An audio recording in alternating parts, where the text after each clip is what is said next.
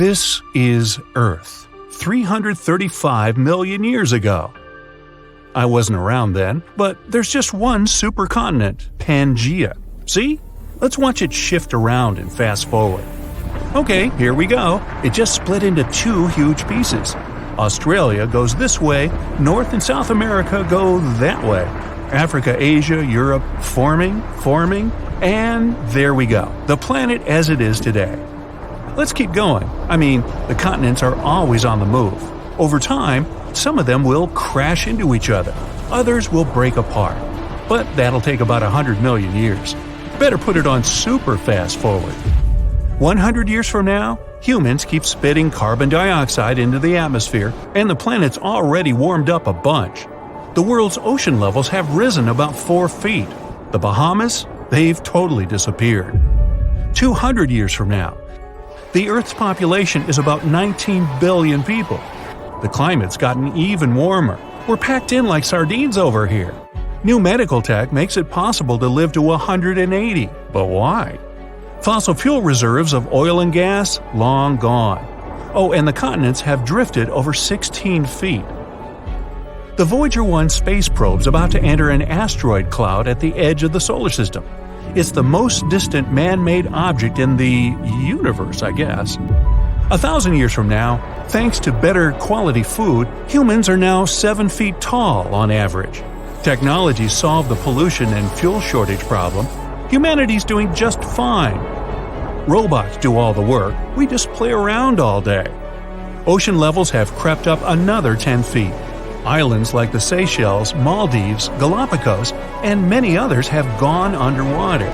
Denmark, the Netherlands, Eastern England, Thailand, and Vietnam are only partially underwater. There's been a huge human migration these last 100 years. Fast forward about 5,000 more years, and it's the year 8113. Humanity's getting ready to open the crypt of civilization. It's a hermetically sealed room in Georgia, in the States. Bad Georgia. It was created in 1940, and it's full of about 800 books on microfilm, recordings of famous people's voices. It's also filled with bits of technology from that time, like a toaster, a radio, and a typewriter. Some awesome people created the crypt of civilization in case humans experienced a major catastrophe in the distant future and had to rebuild civilization from scratch. We'd all go back to using typewriters. 15,000 years from now, our planet has changed its tilt, and the Sahara Desert is now a tropical paradise. Years of rain turn the dry desert into a wild jungle. 30,000 years from now, the Voyager 1 space probe has finally left the asteroid cloud at the edge of our solar system. If it doesn't collide with anything, it'll be flying in the dark, wide-open outer space for a very long time. 50,000 years from now, the climate's changing a lot. The temperature on Earth is beginning to drop, and we are approaching the beginning of a new ice age. The radio signal with a special "Hello, all you aliens out there" message sent into space in 1974 has reached its destination. The message contained the human number system and data about our DNA and our solar system. If there was someone on the other end to receive this signal, we might have a response from them. 100,000 years from now, one of the largest known stars in our galaxy, Canis Majoris, explodes with enormous force. The explosion of this supernova can be seen from Earth, even during the day, and the nights are much brighter because of the new strong glow in the night sky. What's new on Earth? Supervolcanoes start erupting all over. These volcanoes spew colossal amounts of lava and ash everywhere. Thick black clouds cover most of the sky. This prevents the sun's rays from reaching the ground, and the temperature on our planet drops even lower. Humans mostly live underground anyway, so it's no big deal. Because the stars are gradually moving in different directions, the usual constellations are starting to change shape. Soon, we'll need to come up with totally new constellation names. 250 years from now. Oh, a new island's on the map. Back in 2021, it was just an underwater volcano somewhere in the Pacific. After thousands of years of spouting out lava, it finally reached the ocean surface and busted out in the cool, fresh air. Not much growing on it yet. Niagara Falls has long since disappeared, and Lake Erie and Lake Ontario have teamed up to form one huge super lake.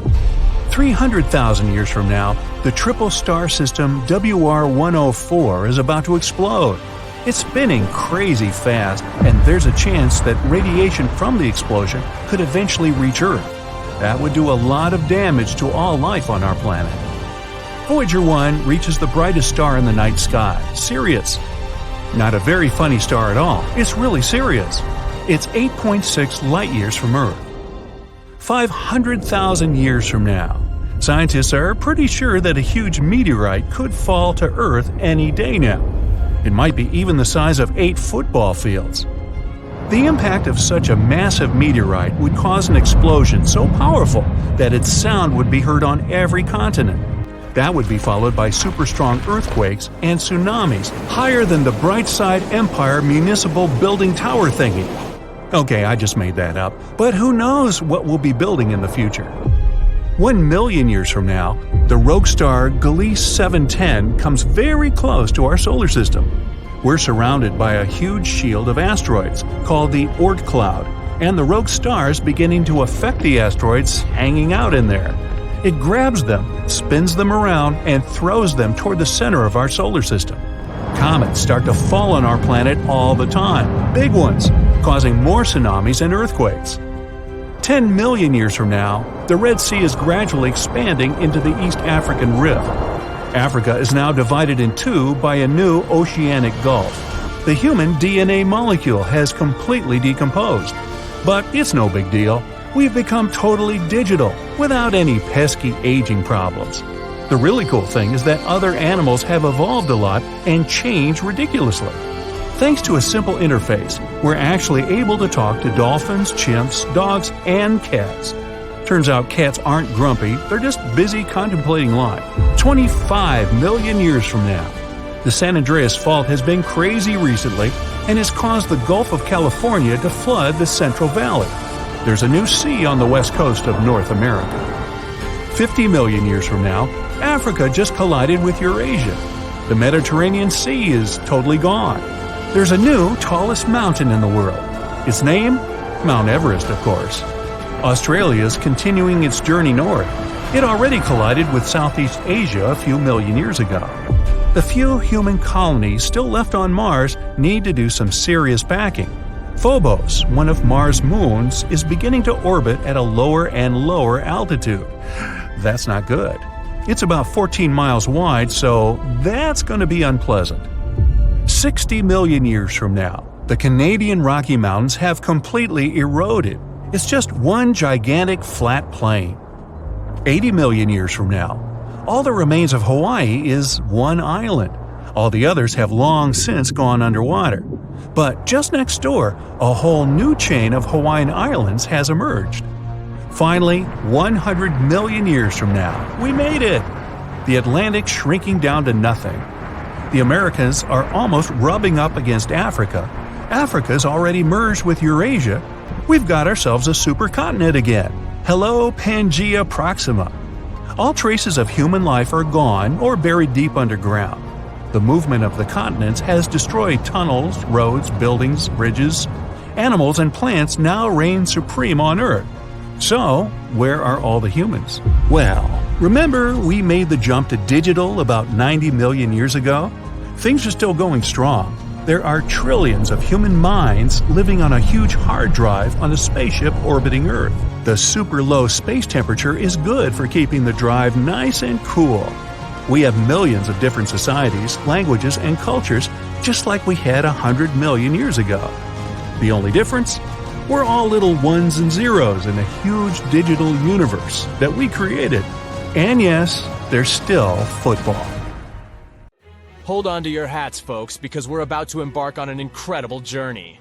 With the help of super smart scientists and their studies, we've asked AI to take us back a mind-blowing 2 billion years in time and show us what our awesome Earth looked like.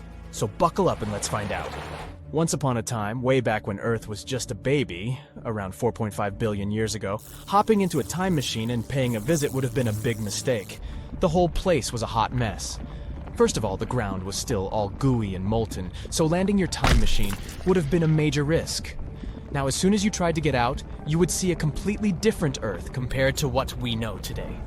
The landscape is a patchwork of rugged mountains, sparkling seas, and vast stretches of land. Picture massive volcanoes erupting in fiery bursts, shooting gases and ash into the air. It's like a crazy fireworks show. And even if you had a fancy new machine that could hover and had special shields to handle the heat, you'd still have a hard time breathing. You see, the early Earth's atmosphere is a bit moody.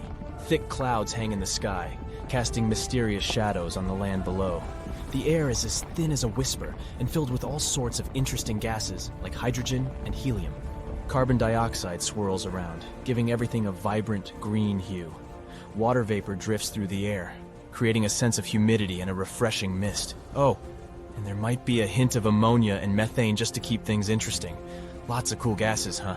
But wait, there's something missing. Oxygen. So if you take a deep breath, you won't feel that familiar rush of air filling your lungs. On land, there are no lush forests or towering trees just yet. Instead, you find rugged, rocky terrains. Some of these ancient rocks bear the marks of intense forces, collisions and earthquakes that have shaped the land over millions of years. But amidst all this ancient beauty, something amazing is about to happen.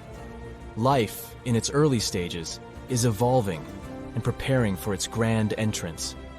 Simple organisms, like algae and bacteria, rule the scene.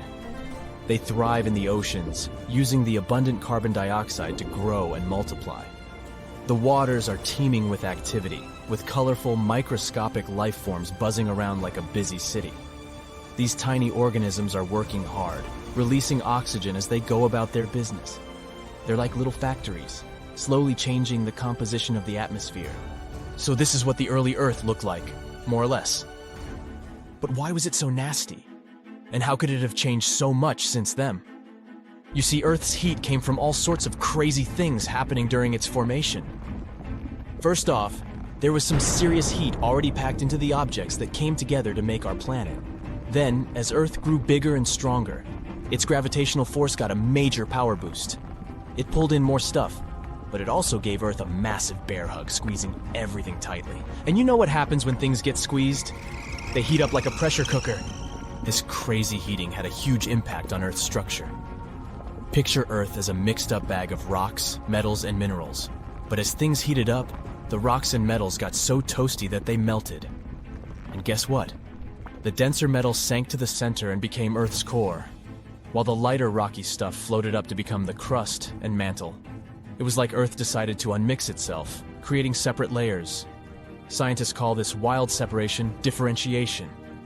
But the heating didn't stop there. With all this mixing and moving around, Earth got even hotter. It was like turning up the heat in a giant planetary oven. All this crazy heat had some serious consequences. Earth's high temperature made everything super speedy. Tectonic plates were dancing like there was no tomorrow, making the surface super active and full of geological shenanigans. Oh, and that's not all. Earth also got showered by some serious cosmic visitors. Imagine this. While Earth was busy gathering up all sorts of space debris during its formation, the rest of the solar system was causing some major chaos. Saturn and Jupiter decided to shake things up by changing their orbits, sending a whole bunch of massive objects hurtling towards poor Earth. These collisions were no joke. They packed a punch that melted minerals in Earth's crust and even vaporized them. These booms were so intense that they even blew gases right out of Earth's atmosphere. Talk about a wild fireworks show. Believe it or not, we can still spot ancient battle scars from these collisions. It takes some careful detective work, but we can catch a glimpse of their aftermath. For example, there's this place called the Maniitsoq Crater in Greenland. Even though there's no actual crater to see, we can examine rocks that were chilling 12.5 to 15.5 miles below Earth's surface back in the day. And guess what? They bear the marks of intense and sudden shock. Now that's some tough neighborhood. The wildest collision of them all was with a planet called Theia. Theia, about the size of Mars, crashed into Earth with a mighty bam! It was a colossal event that changed everything. Theia's metal core fused with Earth's core, while the outer layers of both planets got shattered and tossed into space. The result? A beautiful ring of debris encircling Earth. Now here's the coolest part. that debris didn't just float around forever. It started to come together, like puzzle pieces finding their match. And voila, we got our very own moon. Can you believe it? And this incredible moon-making process might have taken as little as 10 years or even less. Crazy, isn't it? Scientists call this whole moon-forming extravaganza the giant impact hypothesis. So next time you gaze at the moon in the night sky, remember that it's actually a huge chunk of our own planet. And by the way, Earth also had quite the adventure trying to create its atmosphere. In the beginning, our planet's first attempt at an atmosphere didn't go so well. It had a thin layer of hydrogen and helium that came along with all the stuff it gathered. But those gases were like sneaky escape artists and decided to float away into space. Bye-bye, gases. Luckily, Earth didn't give up. It went for a second round, and this time it was much more successful. Volcanic eruptions came to the rescue. They spewed out all kinds of gases like water vapor, carbon dioxide, and a whole bunch of other funky ones. Even meteorites and comets joined the party, bringing lots of water and nitrogen to the mix. Earth's atmosphere was becoming quite the party. But here's the funny thing. There was no oxygen to be found during the second experiment. Nope, not a single breath of it. The oxygen that was produced by the sun's rays splitting water molecules got gobbled up by chemical reactions faster than you can say, oxy-bummer. It wasn't until Earth's third experiment came along, life, that things started to change. Photosynthetic organisms took center stage and used all that carbon dioxide in the air to make their food. And guess what? They released oxygen as a sidekick. Eventually, the organisms started belting out so much oxygen that it overwhelmed the reactions, and it began to fill up the atmosphere. It took a while, though, and it wasn't until about 350 million years ago that we got the oxygen levels we have today. About 21% of the air we breathe. So, from fiery volcanoes to mysterious oceans, this glimpse into the past reveals an Earth vastly different from the one we know today. It's fascinating to explore the ancient landscapes and imagine the early stages of life taking shape. Thanks to AI, we can catch a glimpse of Earth's remarkable history and appreciate the wonders of our ever-changing planet. So, stay tuned for more interesting journeys. Have you ever wondered what it would be like if every planet in our solar system was the size of Earth? Well, it's time to dive into this mind-boggling scenario. Let's imagine what each planet would look like if they were as big as our beloved blue planet. Would the barren red landscape of Mars suddenly become a lush green oasis? Would the massive swirling gas giant Jupiter just disappear? And how would it affect our solar system as a whole?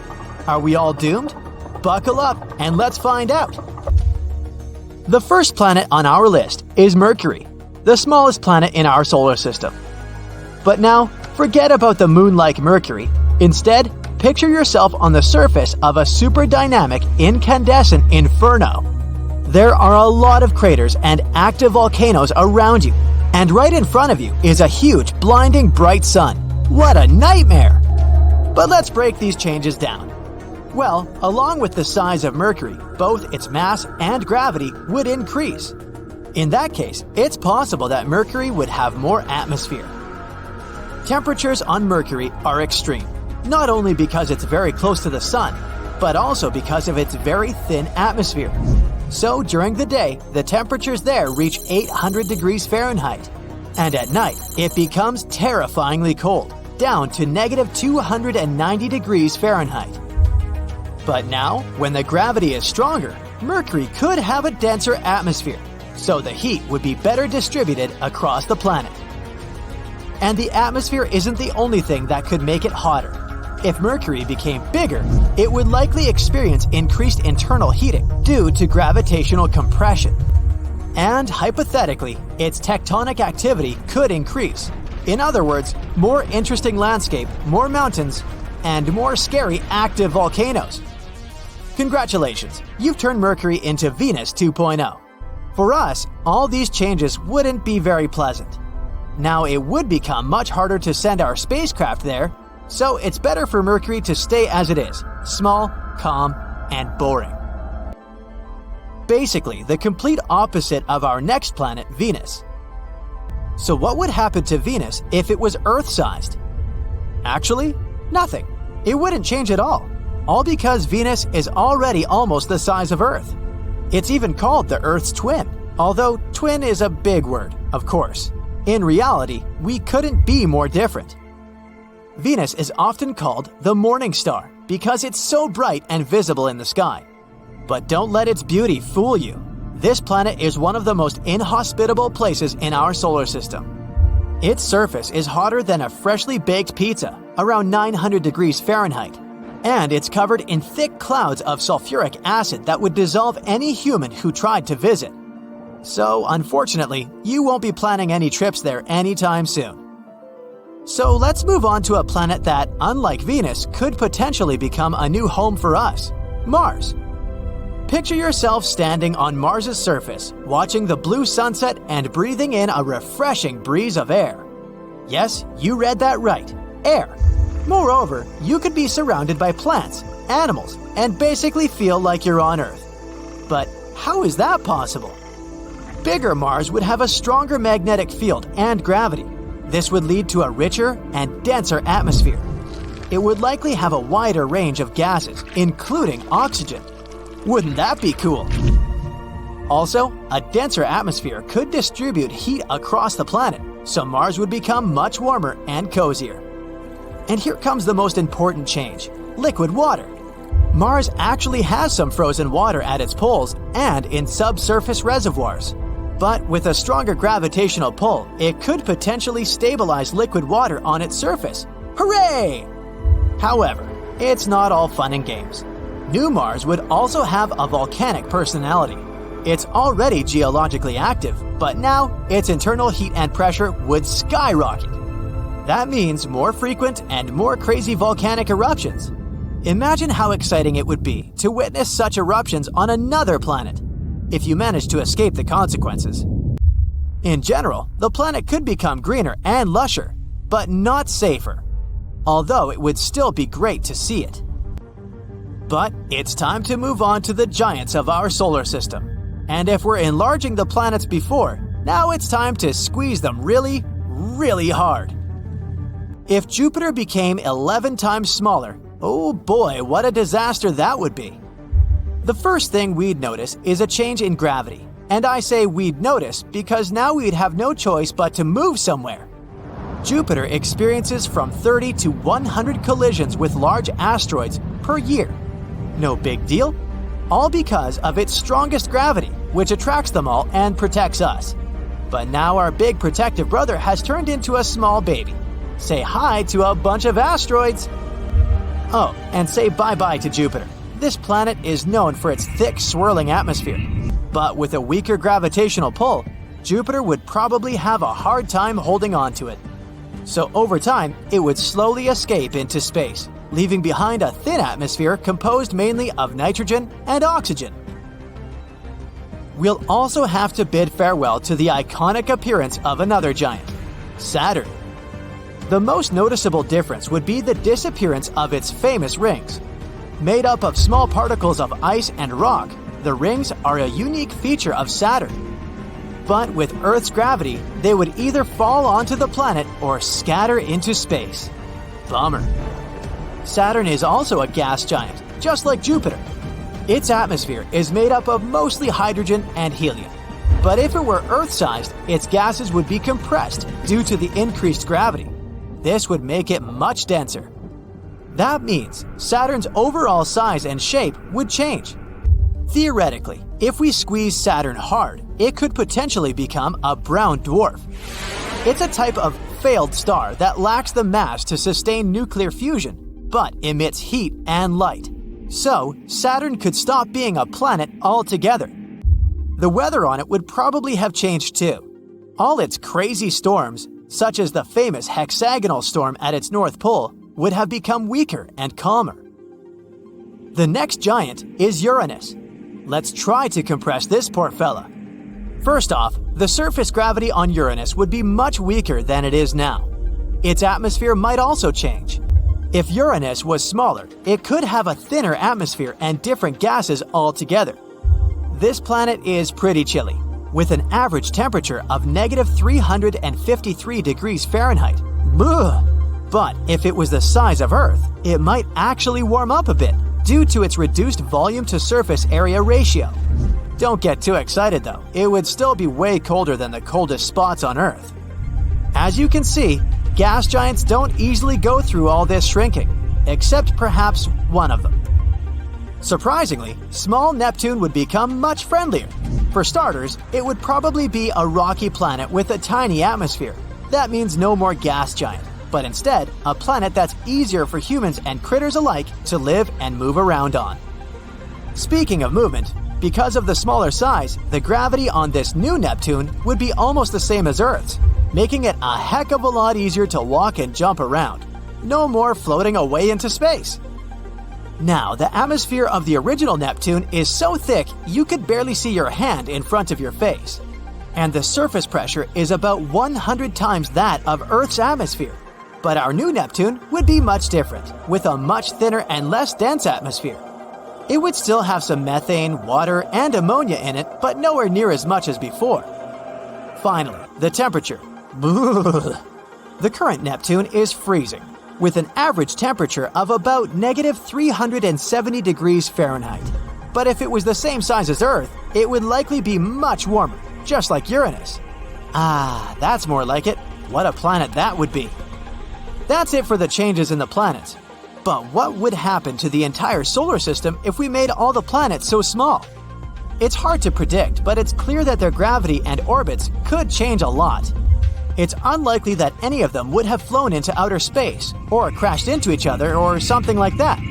But many of their orbits would probably become quite unstable, and the number of collisions with asteroids would have increased significantly. Of course, all this is purely speculation. It's not like we can actually test all this, but it's still a pretty interesting thought experiment, and it makes you appreciate just how unique and special our solar system really is.